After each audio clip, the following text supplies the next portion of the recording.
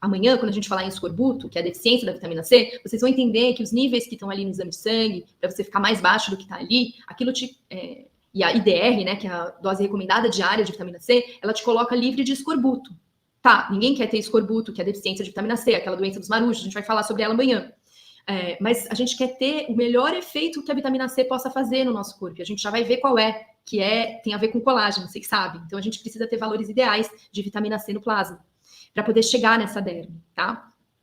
Existe um teste que a gente pode solicitar, que chama teste de capacidade oxidante total, tá? O plano de saúde não cobre, custa por volta de R$150, e a gente consegue ver os valores, que tem que estar mais ou menos nesse nível aí, tá? HB glicada. Pessoal, quando a HB glicada está acima de 5,3%, a gente já tem uma situação de excesso de açúcar. Lembra que eu falei que não pode faltar açúcar, mas também açúcar demais glica tudo. Tem aquela reação de Maillard, que a gente discute bastante, né, quando fala de expossoma e tudo mais. E pacientes diabéticos, vocês sabem, cicatrizam muito pior, porque eles têm esse ambiente cheio de açúcar. Então, excesso de açúcar não é legal e é bom a gente saber se o nosso paciente está com esse problema, para a gente poder corrigir e tratar melhor, para ter um resultado mais interessante dos nossos procedimentos. Homocisteína.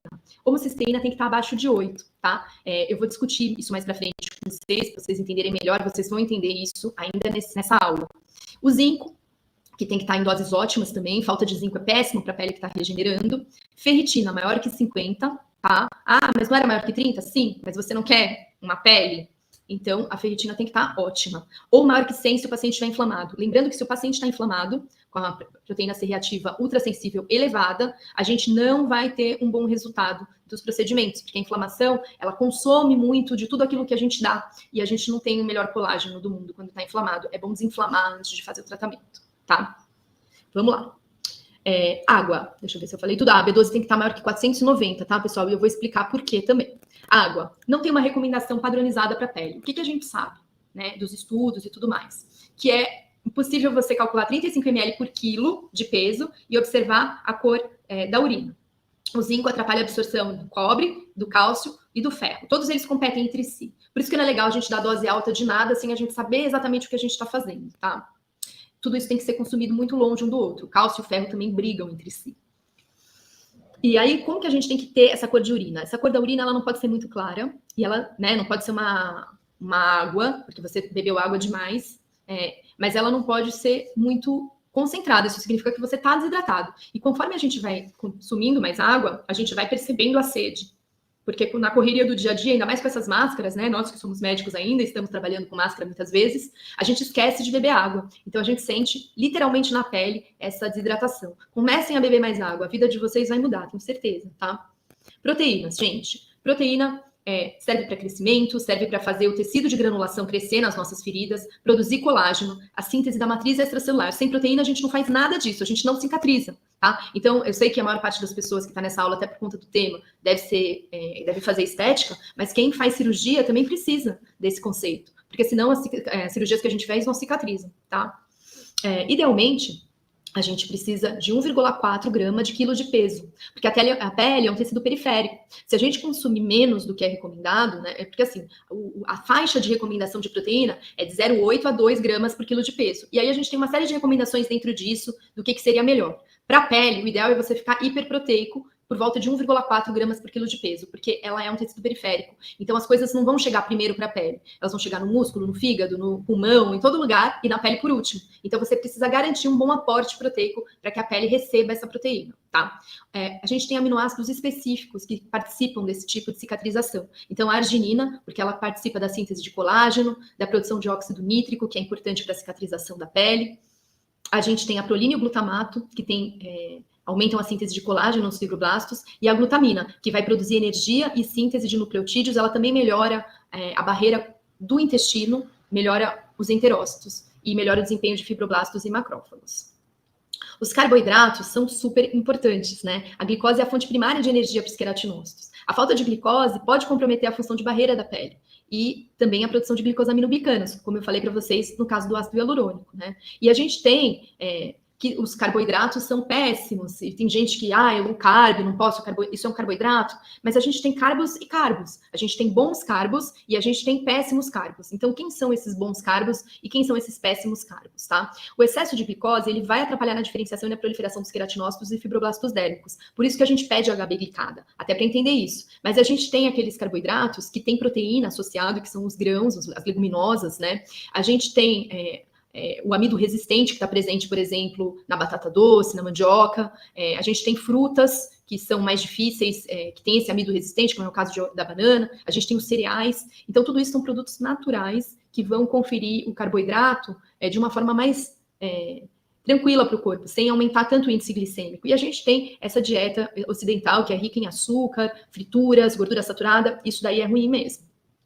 E vai atrapalhar a cicatrização das feridas, a produção do colágeno e vai ter impacto no envelhecimento da pele. E quando a gente fala de lipídios e ácidos graxos essenciais, aqui eu vou fechar aquela promessa que eu fiz naquele momento da aula. A gente tem o ômega 3, que é derivado dos peixes e que os veganos às vezes não consomem numa quantidade boa. E isso é muito ruim, porque realmente atrapalha na cicatrização. Por exemplo, o DHA, que está presente no ômega 3, ele ajuda demais num pós-laser, porque ele tem maresinas e resolvinas. Maresinas e resolvinas melhoram muito aquela resposta inflamatória exacerbada que a gente tem quando a gente vai fazer algum procedimento, alguma coisa assim, às vezes fica muito vermelho, fica muito irritado. O ômega 3 ajuda isso a melhorar mais rápido, principalmente quando ele é rico em DHA. Já o EPA é o ômega 3 que a gente usa para as doenças crônicas, né, inflamatórias, como a dermatite atópica, por exemplo, a psoríase.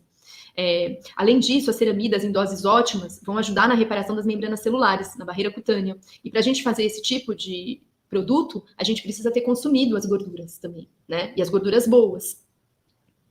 Bom, a vitamina A eu não vou me ater, mas a gente sabe que a vitamina A ela funciona demais nesse processo da reparação tecidual. Quando a gente consome excesso de vitamina A, e vocês lembram disso do Roacutan, a nossa cicatrização fica prejudicada. Mas a falta de vitamina A também prejudica a cicatrização, tá?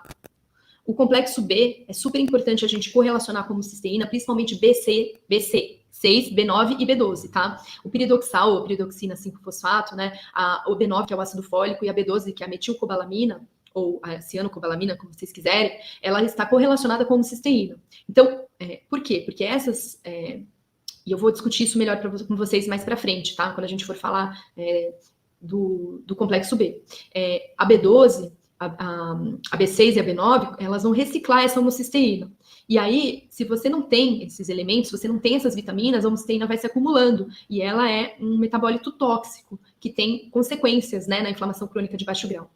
O ácido fólico, ele é colocado dentro da célula quando a B12 está presente. Então, quando você tem B12 baixa, abaixo de 490, esse ácido fólico ele pode estar alto, ele pode estar acima de 10, mas isso é falso. Assim que você corrige a B12, ele entra para dentro da célula, você vê que ele está faltando. Então, a gente precisa fazer essa correlação também, quando a gente olha os exames de sangue. No curso, eu tenho uma aula inteirinha sobre exame de sangue, que tem mais de 60 minutos, tá? Então, só para vocês entenderem, tudo isso é explicado com muito cuidado. Mas se vocês tiverem dúvidas, eu estou à disposição para esclarecer. Estou tentando ser breve para poder trazer valor para vocês poderem aplicar amanhã mesmo no consultório. O B3, a gente pode suplementar em pacientes com pele fotolesionada, né? E se o paciente for bariátrico, se a paciente for bariátrica, a B1 também é fundamental. A gente discutiu isso com o Dr. Adriano, não sei se vocês estavam presentes lá na live que a gente fez no Instagram sobre bariátrica, e ele falou que ele tem muito receio da gente ter deficiência de B1, que é a tiamina, nos pacientes bariátricos, porque isso acaba levando a alterações neurológicas graves. Bom, temos várias causas da deficiência de B12. Vocês podem ver que muitas delas estão presentes na maior parte dos nossos pacientes, como é o caso, por exemplo, dos anticoncepcionais, da cloridria, da gastrite atrófica, que aparece em mulheres mais velhas, mas também em quem usa muito antiácido, né? Que vai prejudicar não só a B12, mas também o cálcio e o ferro. Pacientes bariátricos, que hoje em dia tem cada vez mais, pacientes que têm doença celíaca, Crohn, vegetarianos estão em risco para deficiência de B12 e tudo mais, tá, gente? Então, a gente sempre tem que ficar atento, porque é uma das desnutrições mais encontradas no nosso consultório. E aí, como que a gente avalia a deficiência da B12? Então, assim, a gente tem que ver que a concentração sérica de B12 nem sempre vai refletir o seu teor intracelular e que a gente tem formas corrinoides de B12, que são aquelas que não são ativas. Então, para a gente ter certeza que a B12 que está ali no nosso paciente é boa, está funcional, ela precisa estar acima de 490. Tem um estudo que mostra isso com mais cuidado, tá? Eu não vou me ater aqui, mas acreditem que isso foi bem estudado, tá? O ácido metilmalônico, ele é um produto que se acumula quando a gente tem deficiência de B12. Então, ele tem que estar menor ou igual a 0,50. Quando você tem deficiência de B12, isso aumenta. Não é todo lugar que dosa isso. Na prática, a gente dosa mais a homocisteína, que tem que estar abaixo de 8, mas ela tem um valor normal de 5 a 14, tá? Então, mesmo que esteja 10, 12, vocês já sabem que ela está a mais do que deveria estar, quando ela sobe para cima de 8. A Luana está perguntando sobre o curso. O curso, ele chama workshop, e eu explico melhor por quê, tá? Você está perguntando do curso que eu vou oferecer para quem quiser se aprofundar no estudo de nutrologia comigo, depois que a gente terminar esse curso, esse mini curso de dermatoses carenciais, não é isso? Então, eu vou explicar melhor sobre ele, mas ele não é uma pós-graduação, ele é um workshop, ele é um curso em formação. Ele é um curso vivo, em que a gente discute os pacientes do consultório e tenta correlacionar com esses achados da nutrologia, tá? Não é uma pós-graduação, mas ele é bem direcionado para o médico dermatologista. Só respondendo a dúvida da Luana, tá? Mas voltando aqui para a nossa aula, eu quero saber se vocês têm dúvida de como a gente avalia a deficiência de B12 e por que a gente solicita a homocisteína e por que ela tem que estar abaixo de 8, para a gente ter certeza que o que a gente tem de B12 é funcional, é ok e está servindo para tudo que a gente precisa. Olha, gente, a B12, ela tá aqui, esse mapa, nessa loucura metabólica, mas eu vou explicar para vocês. Olha, a gente consome a proteína animal, a gente tem a metionina. A metionina, ela vai virar cisteína, tá vendo? Só que nessa da metionina virar cisteína, a gente tem um monte de coisa acontecendo com o acúmulo de homocisteína, se a gente não tiver B12, se a gente não tiver B6, e se a gente não tiver B9, que tá aqui, ó. Tá? Então, se a gente não tem esses três, a gente acumula essa homocisteína e a gente não recicla o SAM. Esse SAM, ele é fundamental, tá? Esse SAM, ele vai ajudar a produzir colágeno, sais biliares, glutationa e creatina. Então, por isso que é tão importante a gente ter B12, porque sem o B12, a gente não metila as coisas e a gente não produz colágeno, tá? Por isso que a cicatrização fica ruim em quem tá com a B12 baixa. A suplementação de B12 a gente faz com dose oral, porque ela é tão efetiva quanto a dose muscular. E existem produtos no mercado que a gente pode prescrever que tem 1.000 microgramas. 1.000 microgramas é uma boa forma de você começar a suplementar o paciente. E para quem é vegetariano, esse esquema de suplementação tem que ser regular, para os bariátricos também, tá? O anticoncepcional, Andréia, ele faz com que a absorção de B12 dos alimentos seja menor. Então, pacientes que usam anticoncepcional estão em risco para ter uma deficiência de B12. Então, a gente precisa analisar o exame através da dosagem de B12, que tem que estar acima de 490, e da homocisteína, que tem que estar abaixo de 8. Bom, gente, vamos falar da vitamina C. Vitamina C eu não preciso vender muito para vocês, né? O dermato já conhece a importância da vitamina C. A vitamina C pode ajudar em todas essas condições cutâneas. Esse é um estudo que avaliou a vitamina C e pele, né? Então, vejam, em queimaduras solares, no fotoenvelhecimento, na hiperpigmentação, na formação de rugas, na flacidez da pele, na pele seca, nas cicatrizes inestéticas, pacientes com risco de desenvolver queloide, eles têm um melhor desfecho se eles estão com a vitamina C em dia, na má cicatrização e nas lesões inflamatórias da pele. Então, a vitamina C é boa para tudo isso. O que a vitamina C faz? Então, assim, gente, a gente tem receptores na epiderme e na derme, tá? Então, a derme vai receber essa vitamina C que vem do sangue, do capilar sanguíneo. E a epiderme, ela vai receber aquilo que a gente passa na pele. Então, eu lembro que vocês me perguntaram isso nos stories, né? É bem interessante. Mas é capaz da vitamina C atravessar essas membranas e chegar na pele, na epiderme, através dessas membranas também. Só que ela tem que estar numa dose alta plasmática para isso acontecer.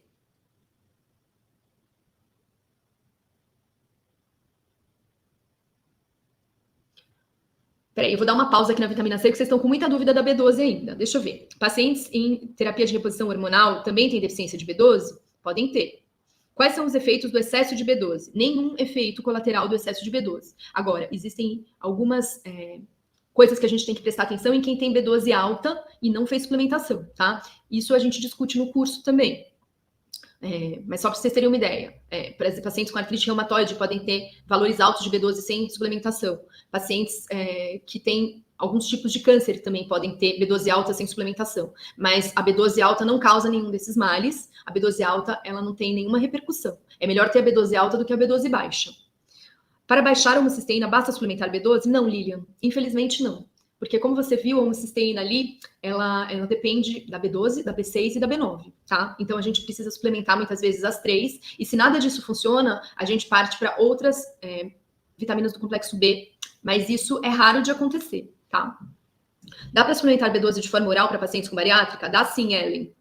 Ou com deficiência de fator intrínseco? Dá sim. Não precisa ser suplementada de forma intramuscular. Já tem trabalhos mostrando que em doses altíssimas, como 1.000 microgramas por dia, você tem sim uma absorção por via oral. E isso está bem documentado na literatura, tá bom? Porque essa absorção ela é menor em porcentagem, mas como você está dando uma dose muito alta, aí a vitamina B12 consegue chegar. Então tá bom. Voltando para a vitamina C agora, tá?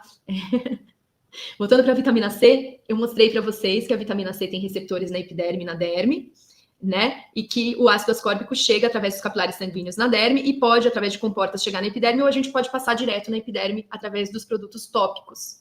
Há uma discussão muito grande na literatura se os produtos tópicos funcionam, tá? Mas a maior parte dos autores acredita que sim, e a gente vê isso na nossa prática dermatológica. Bom, o que o ácido ascórbico faz no fibroblasto? Né? Síntese de colágeno, que a gente gosta bastante, a regulação do equilíbrio entre a colágeno e a elastina, que é bom para a matriz extracelular ficar do jeito que a gente precisa, e a suplementação com vitamina C em animais vai melhorar essa síntese de colágeno em vivo. E a gente acredita que em seres humanos também tem alguns estudos que sugerem isso para a gente.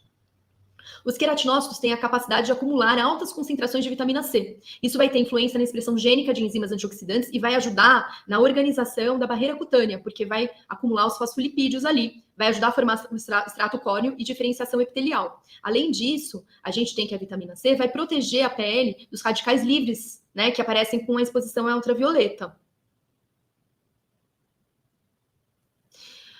Então, a vitamina C, ela depende do consumo de frutas e vegetais, e isso faz com que a pele melhore. Já tem estudos sobre isso também, né? Além disso, os mesmos elementos que são ricos em vitamina C também têm muitos flavonoides, que são aqueles compostos bioativos que a gente discutiu. E isso é um efeito multifatorial, né? Vai melhorar a aparência da pele não só porque tem o efeito antioxidante da vitamina C, mas porque tem os flavonoides juntos. Né? E quando a gente fornece vitamina C para a pele, a gente melhora a cicatrização de feridas, minimiza o surgimento de cicatrizes inestéticas e melhora a produção de colágeno. Então, assim, uma boa suplementação para quem está fazendo procedimentos estéticos, em que a gente estimula o colágeno, é o palmitato de ascorbila. Mas quando a gente for dar vitamina C, é importante a gente dar vários tipos de vitamina C juntos, né? Então, a gente pode dar o ácido ascórbico associado ao palmitato de ascorbila, 100 a 200 miligramas por dia, durante esse período em que a gente está estimulando esse colágeno, tá? Não precisa deixar por mais do que 2 meses, 3 meses, por exemplo, mas vai ter um bom resultado nessa fase. A vitamina D, ela é bem importante também. A gente não tem tempo para falar dela, porque senão a gente vai tirar o foco, assim, de todos esses microelementos, mas é importante a gente deixar a vitamina D entre 30 e 50 para a pele, tá? Isso sempre. Aqueles dados que tem no exame de sangue, eles são importantes para você evitar a osteoporose. Aqui a gente quer resultados na pele, então a gente precisa de doses um pouquinho maiores. E para músculo isso também é real, tá? Essa associação de vitamina C tem sim alguns produtos que são prontos, que tem essa associação. Por exemplo, a Vitafor tem 3 tipos de vitamina C na vitamina C deles, mas você pode manipular também, tá, Andréia? A Caroline está falando que leu sobre o excesso de vitamina B12 e acne. Teria como reduzi-la se necessário em quem não está repondo? Olha, quando a pessoa que precisa de vitamina B12 tem acne com a suplementação, a gente reduz a dose para o mínimo que ela consiga receber sem ter essa acne. Tá bom? Então, algumas pessoas realmente têm esse efeito e a gente pode fazer dessa forma. Uma forma de fazer isso é você manipular a vitamina B12 em gotas. E aí você vai titulando a quantidade que a pessoa vai usar. Por exemplo, você pode colocar, de repente, 100 unidades por gota. E aí 100 microgramas por gota. E aí você vai titulando quanto que a pessoa consegue usar. As reposições eu faço algumas manipuladas, algumas eu faço sem ser manipuladas, tá? Tem várias opções aí no mercado e para cada paciente. E quando são muitas suplementações, às vezes a gente tenta agrupar, né, as hidrossolúveis para o paciente não achar que está consumindo muita coisa. Mas, em geral, para ferro, principalmente, eu prefiro pronto, para B12 também. Gente, a vitamina E, ela protege a pele contra o dano causado pelo ultravioleta B, ela recicla a vitamina C, né? E ela vai reduzir a formação de radicais livres, reduzindo o número de células apoptóticas e minimizando a ativação dessa via do NF-κB, que é altamente inflamatória. Ela tem um efeito fotoprotetor aumentado, em combinação com a vitamina C, com aumento da dose eritematosa mínima. O ferro. O ferro é a deficiência nutricional mais comum no mundo. As populações em risco são aquelas que têm sangramento, por isso que é tão comum em mulheres, por causa da menstruação, né? Mas também pacientes que têm úlcera péptica, pacientes que têm cânceres, principalmente cânceres intestinais, pacientes que doam frequentemente sangue, pacientes que têm deficiências nutricionais complexas, por exemplo, pacientes que têm dietas restritivas, erros alimentares, pacientes bariátricos, pacientes com doenças inflamatórias intestinais que não absorvem corretamente o alimento. Então, pacientes que consomem produtos ricos em antiácidos, porque eles não conseguem absorver esse ferro. Então, tudo isso pode estar acontecendo, e quando o nosso paciente tem uma deficiência aí de ferro, a gente precisa, muitas vezes, até investigar, né? Para entender por que isso está acontecendo.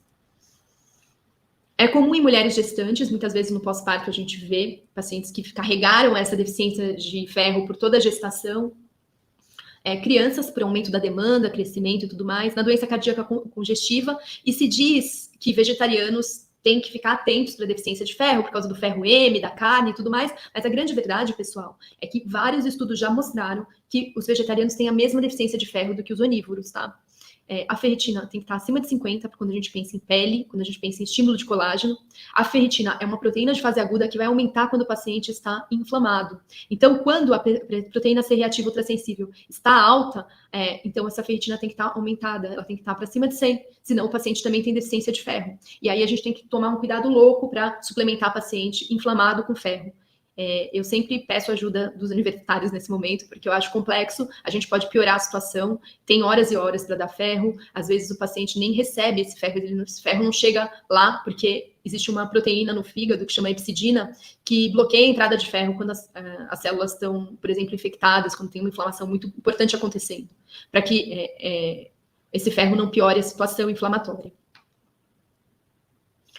Bom, deixa eu ver se vocês têm perguntas. O pessoal está perguntando da reposição sublingual de B12. Sim, existe uma vitamina que tem aí no mercado, que é a mecobalamina, que a indicação é de ser sublingual. Na prática, se você mastigar e engolir aquilo, também vai suplementar da mesma forma, tá? Mas, sim, existe esse produto no mercado, chama Dozemast, ele tem 1000 microgramas. Gente, falando do zinco, do cobre e do selênio, sem mais delongas, porque eles são cofatores de enzimas antioxidantes, então a superóxido dismutase, a catalase, a glutationa peroxidase, depende desses elementos.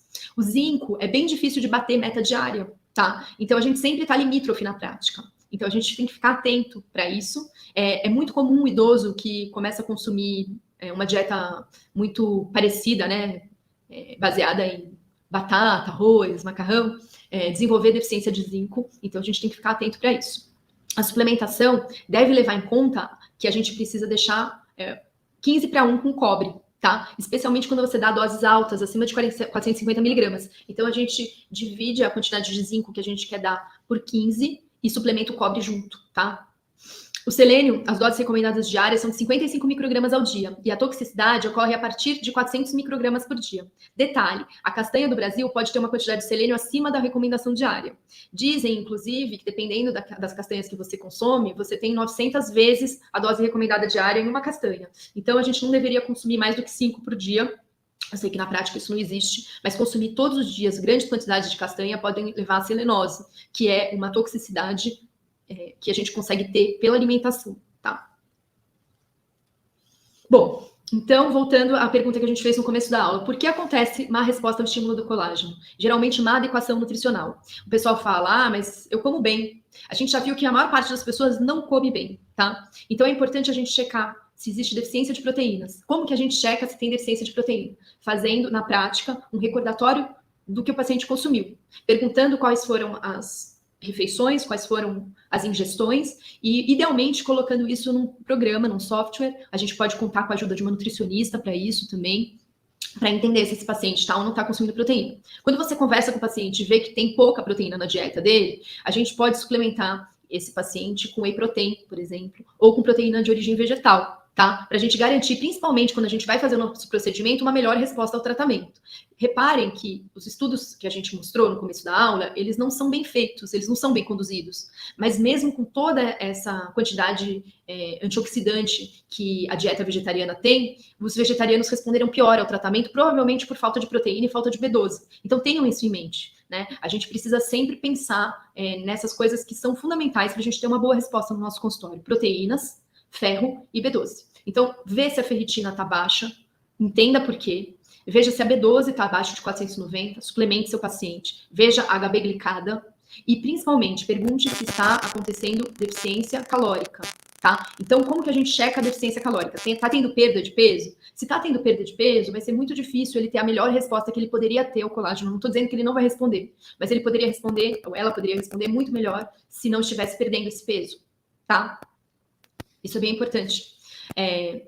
Tem pacientes que têm deficiência relativa de energia. Então, eles até comem bem e tudo mais, só que gastam muito fazendo, por exemplo, esporte. Isso é um problema para atletas. E é um problema no nosso consultório quando a nossa paciente faz beach tênis, crossfit e corre, sei lá, faz um longão 3 vezes por semana. Essa paciente pode estar com uma deficiência relativa de energia relacionada ao esporte e ela precisa de uma nutricionista ou de um nutrólogo que orientem melhor essa dieta e essa prática esportiva para que ela não tenha impacto na saúde. Não estou nem falando só do colágeno, tá bom? E isso faz cabelo cair, tá? Por isso que eu descobri que existia esse problema e a gente fala sobre isso no curso também. Bom, checar inflamação crônica de baixo grau. Como que a gente vê isso, né? O aumento da gama GT associado a uma ferritina muito alta, por exemplo, e uma proteína C reativa elevada. Pacientes que têm doenças crônicas degenerativas, pacientes com síndrome metabólica, pacientes com obesidade, pacientes muito magros, né? Estresse e falta de sono. Tudo isso vai responder pior ao tratamento. Quais são as orientações gerais que a gente pode fazer no consultório? Consumam alimentos integrais in natura, evitem os industrializados, descasque mais, desembrulhe menos. Porque tudo isso vai ter uma mistura complexa de fitoquímicos que vão ter ações sinérgicas com potencial antioxidante, prevenção de doenças e melhora da nossa pele. Água, né? Proteínas, idealmente 1,4 grama por quilo de peso, porque lembrar que a pele é tecido periférico, a ferritina entre 50 e 100, o complexo B, a vitamina C, lembrar que os mesmos... A vitamina C é um péssimo exame para a gente pedir, porque muitas vezes ele vem baixo e, na verdade, muitas vezes não tá. A gente relaciona com a B9 porque são os mesmos alimentos. Então, se você pede o ácido fólico, ele tá baixo no sangue, pode ter certeza que a vitamina C também não tá boa. E aí a gente suplementa e orienta. Cobre, sempre com zinco, né? Evitar de não suplementar o zinco, esquecer do cobre. O selênio, principalmente, cuidado com a toxicidade. A vitamina A, que pacientes muito emagrecidos, por ela ser lipossolúvel, não tem quantidades boas de vitamina A no sangue. E é isso, gente. Eu quero ver se vocês têm dúvida. Deixa eu parar de compartilhar aqui para saber de vocês. Peraí. O que vocês querem saber? Vamos tirar isso aqui. Voltei. Criança com dermatite, a acrodermatite enteropática também precisa recompor cobre? Isabela, amanhã a gente vai falar das dermatoses clássicas com quadros clínicos, com casos clínicos. E a gente vai responder essa dúvida, tá? Mas depende muito de como que tá o cobre e depende muito também de quanto você vai dar de zinco para essa criança. Na prática, o ideal é você não deixar de fazer isso, tá? Aula maravilhosa, parabéns. Obrigada, Renata. Como faz suplementação com zinco e cobre? Alguma dose padrão? No que você baseia para calcular a dose? Depende da indicação, tá? Por exemplo, se você quer suplementar o zinco porque está faltando zinco, ou se você quer fazer um uso farmacológico do zinco, que tem bastante na dermatologia. E aí, a sugestão da literatura é quando você usa doses muito altas de zinco, o que seria uma dose muito alta de zinco? Para cima de 450 miligramas, que você suplemente junto o cobre, tá? Alguns autores falam para você sempre suplementar junto o cobre quando você sai da dose recomendada diária, que em geral é por volta de 14 miligramas por dia. Então, tudo que for acima disso, você já deveria atentar para o cobre. Na prática, não devo pedir vitamina D? Na prática, eu acredito que é importante, sim, você solicitar a vitamina D e tentar deixar o seu paciente com a vitamina D entre 30 e 50. Posso tomar vitamina C, B12 só como suplemento no paciente que faz ginásio? Não entendi, X. Reformula a sua pergunta. Eu não entendi. Você tem dificuldade de repor o zinco com irritação gástrica? Tenho. Muitas pacientes reclamam de uma intolerância, né? Gástrica. Inclusive, eu mesma tenho essa intolerância, né? Como que você consegue melhorar isso? Usando um zinco quelado e você pode suplementar o zinco com o estômago cheio, tá? Vale a pena.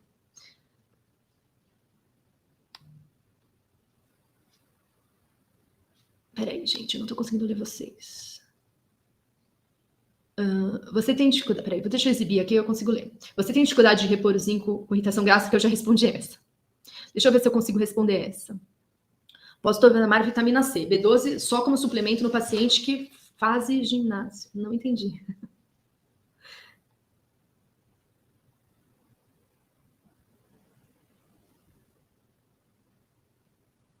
Ai, obrigada. Que bom que você gostou, Bruna. Fiquei muito feliz com a sua presença, viu? Saudades também.